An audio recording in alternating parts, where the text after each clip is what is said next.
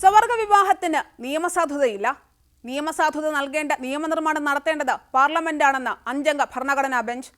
കുട്ടികളെ ദത്തെടുക്കാനും സ്വവർഗ പങ്കാളികൾക്ക് അവകാശമില്ലെന്നും ഭൂരിപക്ഷ ബെഞ്ച് വിധിച്ചു. എന്നാൽ സ്വവർഗ പങ്കാളികൾക്ക് ഇൻഷുറൻസ്, EPF അടക്കമുള്ള ആനുകൂല്യങ്ങളെക്കുറിച്ച് പഠിക്കാൻ സമിതിയെ നിയോഗിക്കാനും സുപ്രീം കോടതി ഉത്തരവായി.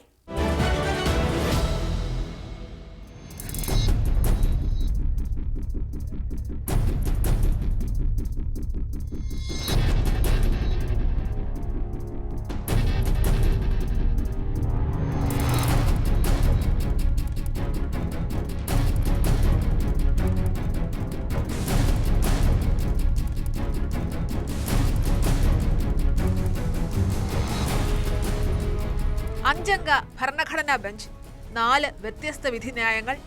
ഇതായിരുന്നു സ്വവർഗ വിവാഹത്തിന് നിയമസാധുത തേടിയുള്ള 21 ഹർജികളുടെ അന്തിമ ഫലം.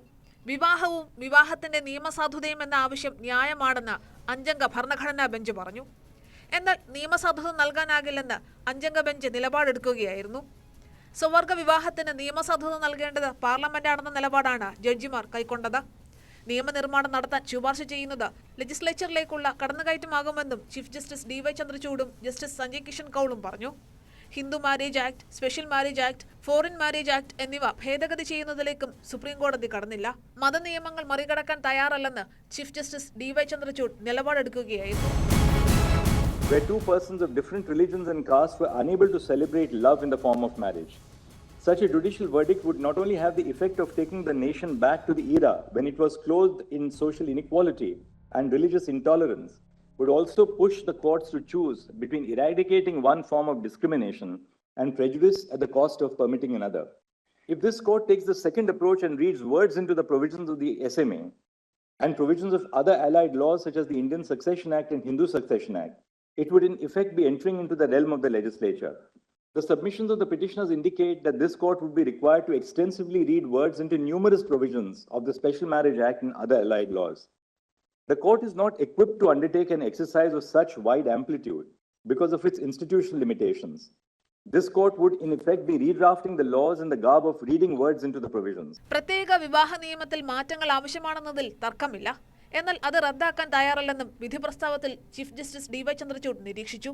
വിവാഹവും അതിന്റെ നിയമസാധുതയും അവകാശമാണെന്ന് കോടതി പറയുമ്പോഴും അതിനായി വേണ്ട നിയമനിർമ്മാണ പ്രക്രിയയിൽ ഇടപെടാൻ കോടതി തയ്യാറാകാതിരിക്കുകയായിരുന്നു. വിവാഹത്തിന് നിയമസാധുത നൽകേണ്ടി വരുമ്പോൾ നിരവധി വശങ്ങൾ പരിഗണിക്കേണ്ടതായി വരുന്നു. ഇതിന് കോടതിക്ക് സാധിക്കില്ല. നിലവിലെ നിയമങ്ങൾ മാറ്റുമ്പോൾ പലരെയും അത് ബാധിച്ചേക്കാമെന്നും ജസ്റ്റിസ് രവീന്ദ്ര ഭട്ട് വിധി പ്രസ്താവത്തിൽ പറഞ്ഞു. കുട്ടികളെ ദത്തെടുക്കാൻ സ്വവർഗ പങ്കാളികൾക്ക് സാധിക്കുമെന്ന് ജസ്റ്റിസ് സഞ്ജയ് കിഷൻ കൗളും നിലപാടെടുത്തെങ്കിലും ഇതിനെ ജസ്റ്റിസുമാരായ രവീന്ദ്ര ഭട്ട്, PS നരസിംഹ, ഹിമ കോഹ്ലി എന്നിവർ എതിർത്തതോടെ ആ ആവശ്യവും തള്ളപ്പെട്ടു. LGBTQA സമൂഹം ഏറെ വിവേചനവും അവകാശ ലംഘനങ്ങളും നേരിടുന്നുണ്ട്. അവരുടെ അവകാശങ്ങൾ അംഗീകരിക്കാൻ സർക്കാരുകൾ തയ്യാറാകാത്തത് വിവേചനമാണെന്ന സുപ്രധാന നിരീക്ഷണവും ചീഫ് ജസ്റ്റിസ് നടത്തി. PF, ESI, ഇൻഷുറൻസ് തുടങ്ങിയവയിലെ ആനുകൂല്യങ്ങൾ അടക്കമുള്ള വിഷയങ്ങൾ പഠിക്കാൻ സമിതി രൂപീകരിക്കാനും സുപ്രീം കോടതി ഭരണഘടനാ ബെഞ്ച് വിധിച്ചു.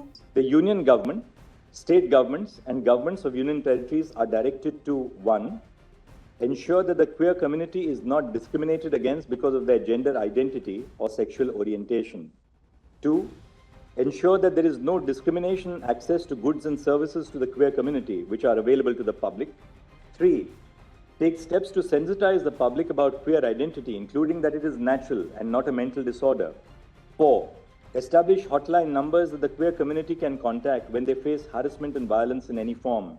5. Establish and publicize the availability of safe houses or garima grahs in all districts to provide shelter to members of the queer community who are facing violence or discrimination. 6. Ensure that treatments offered by doctors or other persons which aim to change gender identity or sexual orientation are seized with immediate effect. 7. Ensure that intersex children are not forced to undergo operations with regard only to their sex, especially at an age when they are unable to fully comprehend and consent to such operations. തന്റെ വിധി പ്രസ്താവത്തിലുടനീളം കേന്ദ്ര സർക്കാരിന്റെ ഓരോ വാദമുഖങ്ങളെയും chief justice എതിർത്തു എന്നതും എടുത്തു പറയണം. കേന്ദ്ര സർക്കാരിന്റെ അർബൻ എലീറ്റിസ്റ്റ് എന്ന പ്രയോഗത്തെ പാടെ ഖണ്ഡിക്കുകയും ചെയ്തു. അത്തരത്തിൽ നഗര കേന്ദ്രീകൃതമായ ഒരു സമൂഹത്തിൽപ്പെട്ട ആളുകൾ മാത്രമല്ല ഈ ആവശ്യം ഉന്നയിക്കുന്നതെന്നായിരുന്നു ചീഫ് ജസ്റ്റിസിന്റെ വാദം. That homosexuality or queerness is not solely an urban concept, nor is it restricted to the upper classes of privileged communities. The discussion in the preceding paragraphs reveals the diversity of the queer population. People may be queer regardless of whether they are from villages, small towns, or semi-urban and urban spaces. Similarly, they may be queer regardless of their caste and economic location. It is not just the English-speaking man with a white-collar job who lives in a metropolitan city and is otherwise affluent who can lay claim to being queer, but also and equally the woman who works in a farm in an agricultural community. Persons may or may not identify with the labels queer, gay, lesbian, trans, etc., either because they speak languages which are not English or for other reasons. ഹർജിക്കാരുടെ ആവശ്യങ്ങൾ ന്യായമാണെന്ന നിരീക്ഷണമാണ് വിധിന്യായങ്ങളിലെല്ലാം കാണാനാവുക. Somewhere or the other, I am very partially happy, just like the judgment was today. It was very diplomatic to, maintain the balance in the society by keeping one people think it's fine that, legalization is not happening, but you also understand that we are giving you rights. So yeah, it was a partial decision. It was a diplomatic decision. ശരിക്കും supreme കോടതിക്ക് LGBTQA സമൂഹത്തിന്റെ ആവശ്യങ്ങൾ മനസ്സിലാവുകയും അത് അംഗീകരിക്കപ്പെടേണ്ടതാണെന്ന ബോധ്യവും ഉണ്ട്. അത് വിധി പ്രസ്താവത്തിലുടനീളം പ്രതിഫലിക്കുകയും ചെയ്തു. എന്നാൽ മതസംഘടനകളടക്കം സംസ്കാരം, പൈതൃകം, മാതാവ്, പിതാവ് എന്നീ പദങ്ങളുടെ അർത്ഥം എന്നിവയിലൂന്നിയുള്ള വാദങ്ങളാണ് ഉന്നയിച്ചത്. അവർക്ക് ഒരിക്കലും അംഗീകരിക്കാൻ കഴിയാത്ത ഒന്നാണ് ഇത്. ഇതിനെതിരായ വാദങ്ങൾ ചീഫ് ജസ്റ്റിസ് തന്റെ വിധി പ്രസ്താവത്തിൽ നിരത്തുന്നുമുണ്ട്. अब जाहिर सी बात है कि जब कोई सांसद पार्लियामेंट में बैठेगा तो वो ये जानेगा कि हमारे मुल्क की तहजीब क्या है, हमारे मुल्क की सकाफत क्या है, हमारे मुल्क की ज़रूरत क्या है. इसलिए आज़ादी के नाम पर सिर्फ आज़ादी का नारा देकर इन तरीके की चीज़ों को, जिसमें बहुत सारी चीज़ें हमारे समाज के ख़िलाफ़ हों और हमारे समाज को कि कहीं ना कहीं हमारे समाज को दूसरी राह पर ले जाने वाली चीज़ें हों, ये कतई तौर पर किसी भी सूरत में मुनासिब नहीं हो सकती. समलैंगिक विवाह जो है यह अप्राकृतिक दुष्कर्म का जो है बढ़ावा देने वाला था. माननीय सर्वोच्च न्यायालय का जो जजमेंट है यह बहुत ही अच्छा है. और अयोध्या से मैं तपस्वी छावनी पीठाधीश्वर जगत गुरु परमहंस आचार्य. വിധി പ്രസ്താവം മുഴുവൻ കേൾക്കുമ്പോൾ അനുകൂലമാണെന്ന് തോന്നുമെങ്കിലും ആവശ്യം നേടിയെടുക്കാനായില്ല എന്നതാണ് അന്തിമ ഫലം. മറ്റൊരു ഭരണഘടനാ സംവിധാനത്തിന്റെ അധികാരത്തിലേക്ക് കടന്നുകയറാനാകില്ലെന്ന കേന്ദ്ര സർക്കാരിന്റെ വാദം സുപ്രീം കോടതി ശരിവെക്കുകയായിരുന്നു.